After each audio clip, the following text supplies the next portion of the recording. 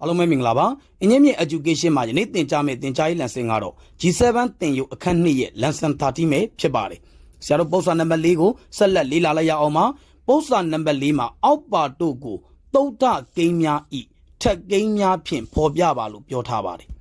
ပေးထားသောတန်ဖိုးတွေကိုသုဒ္ဓကိန်းတွေရဲ့ထက်ကိန်းနဲ့ဖော်ပြပေးရမှာပဲဖြစ်ပါတယ်နံပါတ်ကကြီးမှာဆိုရင်ဥပမာအနေနဲ့တွက်ပြထားပါတယ်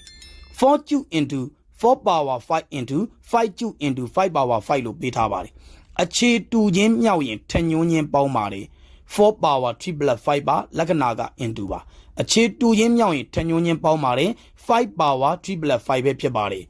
ပေါင်းပေးရင်4 power 8ပါလက္ခဏာက into ပါပေါင်းလိုက်ရင်ဆရာတို့5 power 8ပါဒီမှာဆိုရင်5ကသုဒ္ဓကိန်းပါ4ဒီသုဒ္ဓကိန်းမဟုတ်ပါဘူးထို့ကြောင့်ဆရာတို့က4ကိုသုဒ္ဓကိန်းအဖြစ်ပြောင်းလဲတဲ့အခါမှာ4ဒီ2 square နဲ့ညီမျှပါတယ်ထို့ကြောင့်4ရဲ့နေရာမှာ2 square အစားသွင်းလိုက်ပါတယ် the whole power 8က the whole power 8ပါ into 5 power 8ပါ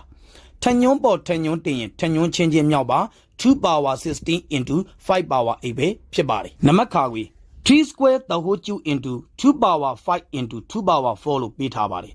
အားလုံးဒီသုဒ္ဓကိန်းတွေပါထညွန်းပေါ်ထညွန်းတင်ရင်ထညွန်းချင်းချင်းမြောက်ပါတယ်2 3 6ပါ3 power 6ပါလက္ခဏာက into ပါအခြေတူချင်းမြောက်ရင်ထညွန်းချင်းပေါင်းပါတယ်5 4ပေါင်းရင်9မှာရရှိလာသောတန်ဖိုးသည်2 power 9ပဲဖြစ်ပါတယ်ဒါသည်ဆရာတို့ကသုဒ္ဓကိန်းများဤထက်ကိန်းဖြင့်ဖော်ပြခြင်းပဲဖြစ်ပါတယ်နံပါတ်ကငယ်7 cube the whole power 4 into 10 cubeလို့ပေးထားပါတယ်7ဒီသုဒ္ဓကိန်းမှာ10ဒီသုဒ္ဓကိန်းမဟုတ်ပါဘူးထို့ကြောင့်10ကိုဆရာတို့ကသုဒ္ဓကိန်းနေနဲ့စာခွဲကိန်းခွဲပေးမှာပဲဖြစ်ပါတယ်ထညွန်းပေါ်ထညွန်းတင်ရင်ထညွန်းချင်းချင်းမြောက်ပါ3 4လီ12 7 power 12ပါလက္ခဏာက into ပါ10ကိုဆရာတို့ကသုဒ္ဓကိန်းဖြစ်တဲ့2နဲ့5နဲ့ခွဲလိုက်ပါတယ်10ဒီ2 into 5ပါ the whole cube 7 power 12က7 power 12ပါ